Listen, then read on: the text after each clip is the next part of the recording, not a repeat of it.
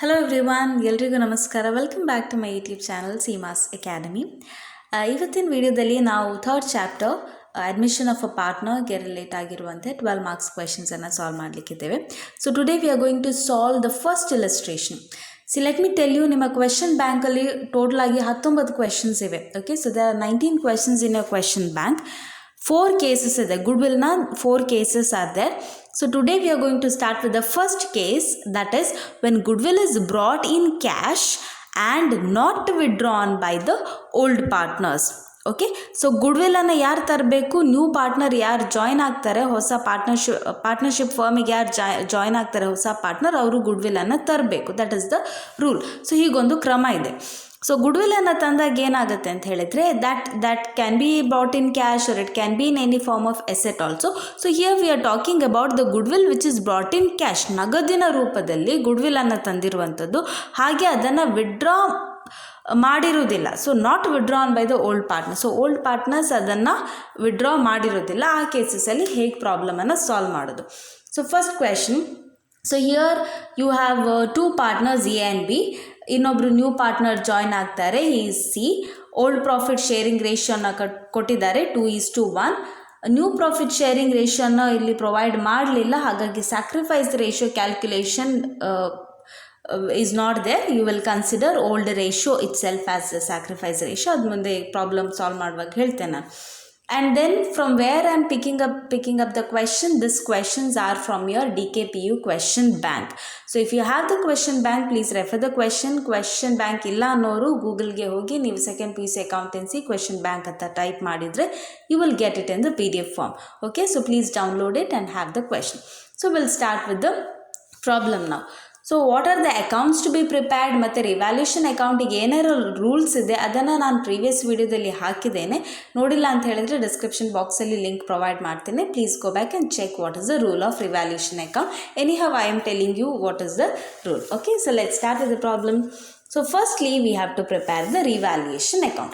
Revaluation ಅಕೌಂಟಲ್ಲಿ ಏನೆಲ್ಲ ಬರಿತೇವೆ ಅಂತ ಹೇಳಿದರೆ, ಯಾವುದಾದ್ರೂ ಎಸೆಟಿನ ವ್ಯಾಲ್ಯೂ ಇನ್ಕ್ರೀಸ್ ಅಥವಾ ಡಿಕ್ರೀಸ್, ಹಾಗೆ ಲೈಬಿಲಿಟಿ ವ್ಯಾಲ್ಯೂ ಇನ್ಕ್ರೀಸ್ ಅಥವಾ ಡಿಕ್ರೀಸ್ ಆಗ್ತಾ ಇದ್ದರೆ ಅದನ್ನು ನಾವು ರೆಕಾರ್ಡ್ ಮಾಡ್ತೇವೆ. Only difference, let me tell you, this is highlighted point, ಡಿಫ್ರೆನ್ಸನ್ನು ಮಾತ್ರ ರೆಕಾರ್ಡ್ ಮಾಡ್ತೇವೆ. ಸೊ ಫಸ್ಟ್ ಒನ್, ನೀವೀಗ ಅಡ್ಜಸ್ಟ್ಮೆಂಟ್ ನೋಡಿದರೆ, there is adjustment number B. appreciate buildings at 20% and stock is revalued at 12,000. So ಸ್ಟಾಕಿನ ರಿವ್ಯಾಲ್ಯೂಯೇಷನ್ ಮಾಡುವಾಗ ಎಷ್ಟು ಮಾಡಿದ್ದಾರೆ? It is 12,000. ಬಟ್ ನೀವು ಅಸೆಟಲ್ಲಿ ಹೋಗಿ ನೋಡಿದರೆ, ಬ್ಯಾಲೆನ್ಸ್ ಶೀಟಲ್ಲಿ ಚೆಕ್ ಮಾಡಿದರೆ ಎಷ್ಟಿದೆ ಸ್ಟಾಕ್ನ ವ್ಯಾಲ್ಯೂ? ಸ್ಟಾಕ್ 15,000. ಹಾಗಿದ್ರೆ ಎಷ್ಟರ ಮಟ್ಟಿಗೆ ಅದು ಕಡಿಮೆ ಆಗಿದೆ? ಅಸೆಟ್ನ ವ್ಯಾಲ್ಯೂ 3,000 ಅಲ್ವಾ? 15,000 ಇದ್ದದ್ದು 12,000ಗೆ ಇಳಿದಿದೆ ಅಂತ ಹೇಳಿದರೆ there is a decrease in the value of asset. ಇನ್ನೊಂದು ಟು ಸ್ಟಾಕ್ 15,000 ಮೈನಸ್ 12,000, 3,000 ಡಿಫ್ರೆನ್ಸನ್ನು ಮಾತ್ರ ರೆಕಾರ್ಡ್ ಮಾಡಬೇಕಂತ ಹೇಳಿದೆ. ಡೆಬಿಟ್ ಸೈಡಲ್ಲಿ ಯಾಕೆ ಬರಿತಾ ಇದ್ದೇವೆ ಅಂತ ಹೇಳಿದರೆ, decrease in the value of an ಅಸೆಟನ್ನು ನಾವು ಡೆಬಿಟ್ ಸೈಡಲ್ಲಿ ರೆಕಾರ್ಡ್ ಮಾಡುವಂಥದ್ದು. ಇನ್ನೊಂದು provision for doubtful debts. Adjustment number C ನೋಡಿದರೆ, there is provision for doubtful debts maintained at 5% on debtors. ನಾವು what is it? It is a liability.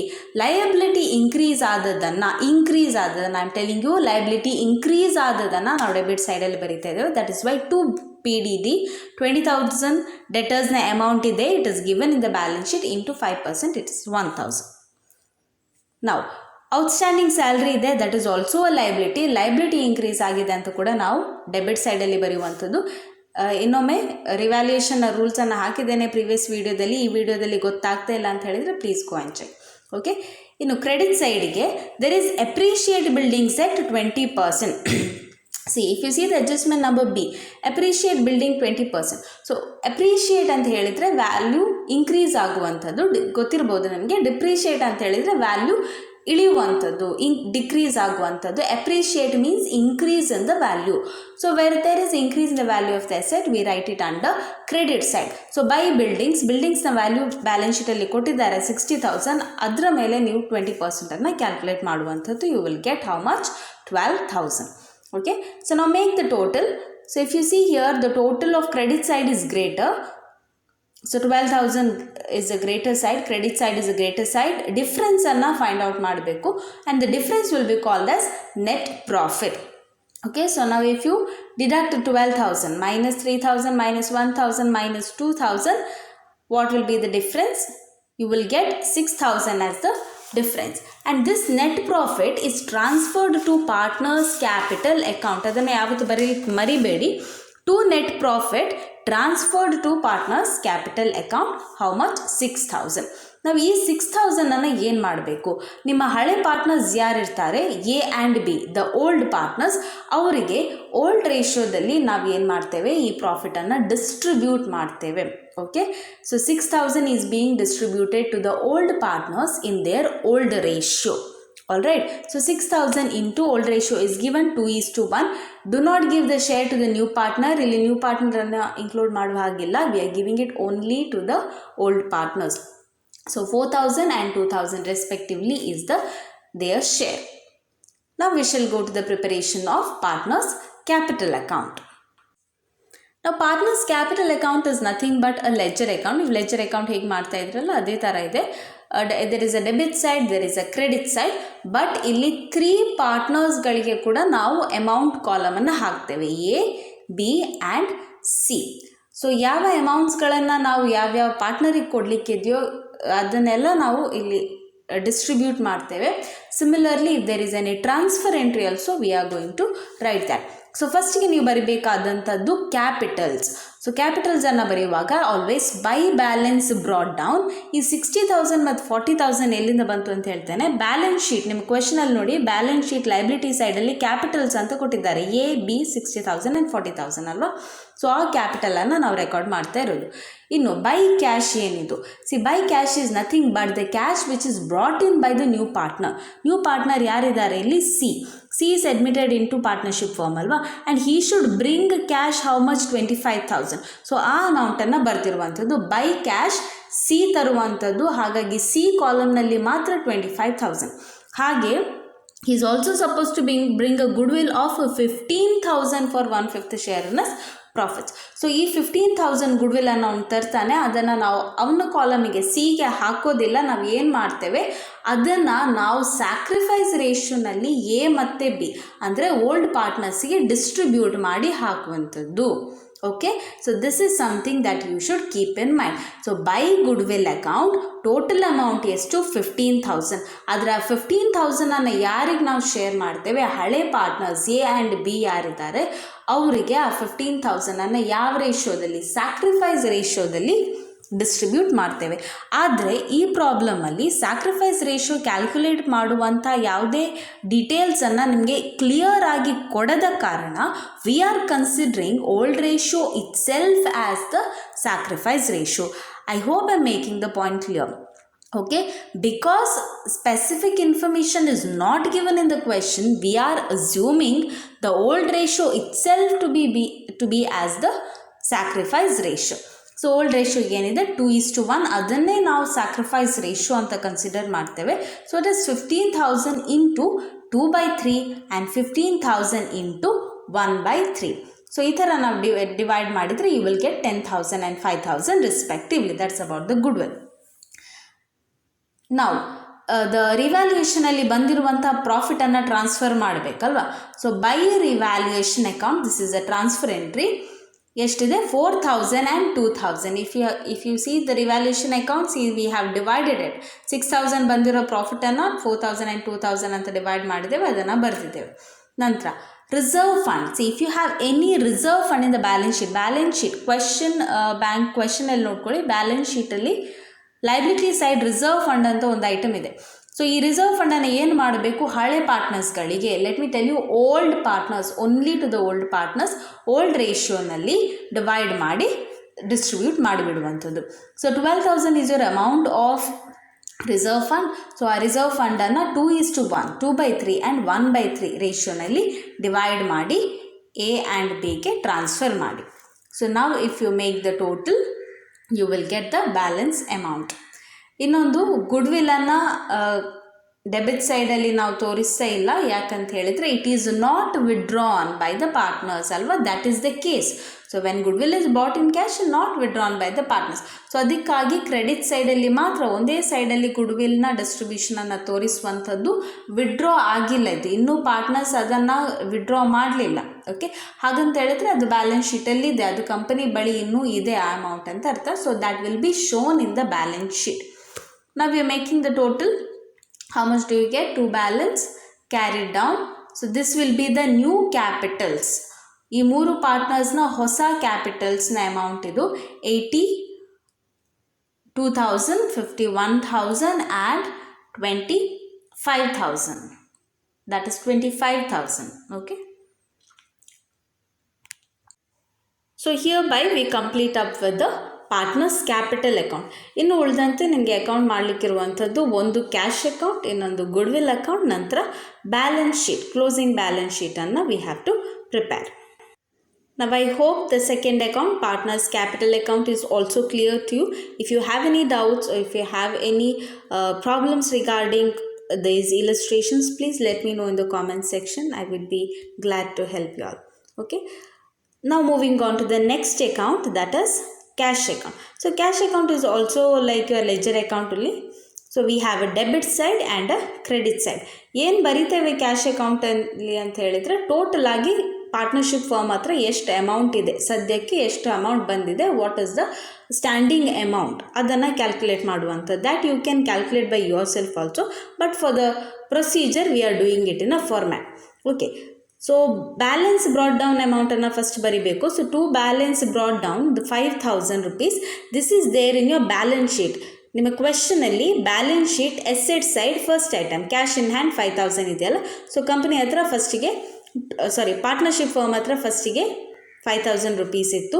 ನಂತರ ಹೊಸ partner ಬರುವಾಗ ಅವನ ಜೊತೆ ಕ್ಯಾಶ್ ಇಟ್ಕೊಂಡು ಬರ್ತಾನೆ. So he brings the cash. So to C's capital, who is C is a new partner. To C's capital 25,000. ಅದೇ ರೀತಿ ಅವನು ಗುಡ್ವಿಲ್ ಅನ್ನು ಕೂಡ ಕ್ಯಾಶಲ್ಲಿ ತರ್ತಾ ಇದ್ದಾನೆ. To goodwill account 15,000. ಸೊ ಈಗ ಟೋಟಲ್ ಆಗಿ ಪಾರ್ಟ್ನರ್ಶಿಪ್ ಫರ್ಮ್ ಹತ್ರ ಇರುವಂಥ ಅಮೌಂಟ್ ಎಷ್ಟು? 5,000 plus 25,000, 30,000 plus 15,000, that is 45,000. So by balance carried down we have 45,000. And then now the company, the partnership firm is having how much in its hand? It is having 45,000. So this is your cash account. So I hope cash account is also clear to you. Now after this, so this will be recorded in the balance sheet. 45,000 amount ಏನಿದೆ ಅದನ್ನು ನಾವು balance sheet asset ಸೈಡಲ್ಲಿ ಬರೆಯುವಾಗ ಆ ಅಮೌಂಟನ್ನು ಬರೀತೇವೆ, not 5,000. Now coming to the goodwill account, goodwill account is nothing but just the transfer account entries. ಎಲ್ಲೆಲ್ಲ ನೀವು goodwill ಅಂತ ಬರ್ತಿದ್ದೀರಾ ಅದರ ಅಪೋಸಿಟನ್ನು ಬರೆಯುವಂಥದ್ದು. Suppose there is to goodwill account 15,000, ಹಾಗಿದ್ರೆ ಇಲ್ಲಿ ಏನಾಗುತ್ತೆ? ಬೈ ಕ್ಯಾಶ್ ಅಕೌಂಟ್ 15,000 ಅಲ್ವಾ. ದೆನ್ ರಿಮೈನಿಂಗ್ ಆ 15,000 ಯಾರು ಡಿಸ್ಟ್ರಿಬ್ಯೂಟ್ ಮಾಡಿರುವಂಥದ್ದು? To which partners? To the old partners.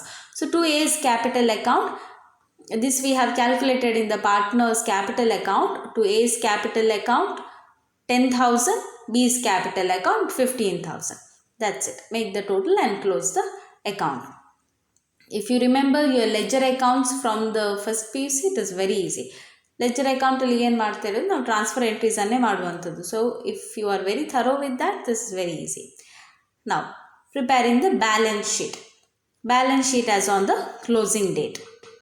The only thing that you have to keep in mind here is revaluation ಅಕೌಂಟಲ್ಲಿ ಏನೆಲ್ಲ changes ಮಾಡಿದ್ದೀರ ಅದನ್ನು ಸ್ವಲ್ಪ ಗಮನದಲ್ಲಿ ಇಟ್ಕೊಳ್ಬೇಕಾಗ್ತದೆ.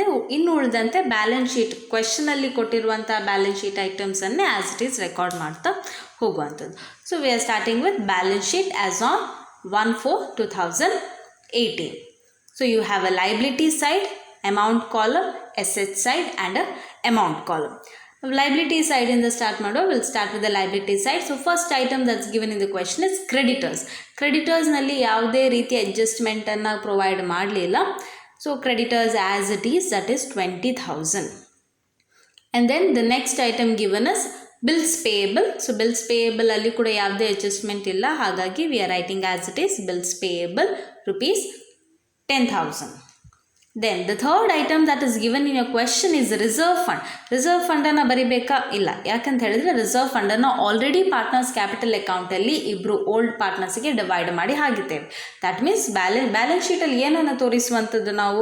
V are showing what is there in the company. ಏನು ಉಳಿದಿದೆ ಕಂಪನಿಯಲ್ಲಿ ಅದನ್ನು ನಾವು ತೋರಿಸುವಂಥದ್ದಲ್ವ.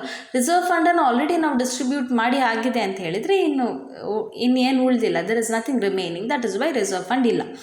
ನಾವು ಕ್ಯಾಪಿಟಲ್ಸನ್ನು ಬರೆಯುವಾಗ you have to keep in mind we are not writing the old capitals. ಈಗ ಹೊಸ ಕ್ಯಾಪಿಟಲ್ ಏನು ಕ್ರಿಯೇಟ್ ಆಗಿದೆ ಅದನ್ನು ಬರಿತೇವೆ. ಸೊ ಈ ಅಮೌಂಟ್ ನಿಮ್ಗೆ ಎಲ್ಲಿಂದ ಸಿಗುತ್ತೆ ಅಂತ ಹೇಳಿದ್ರೆ ಪಾರ್ಟ್ನರ್ಸ್ ಕ್ಯಾಪಿಟಲ್ ಅಕೌಂಟನ್ನು ನೋಡ್ಕೊಳ್ಳಿ. ಅದರಲ್ಲಿ ಬ್ಯಾಲೆನ್ಸ್ ಕ್ಯಾರಿಡ್ ಡೌನ್ ಆನ್ಸರ್ ಬರೆದಿದೆಯಲ್ಲ, ಬ್ಯಾಲೆನ್ಸ್ ಕ್ಯಾರಿಡ್ ಡೌನ್ 82,000, 51,000 ಆ್ಯಂಡ್ 25,000 ಅದನ್ನು ಟೋಟಲ್ ಮಾಡಿ ಬರೀತಿದ್ದೇವೆ. So totally you get 1,58,000. ಇನ್ನು ಉಳಿದಂತೆ if you have any liability we have to record it.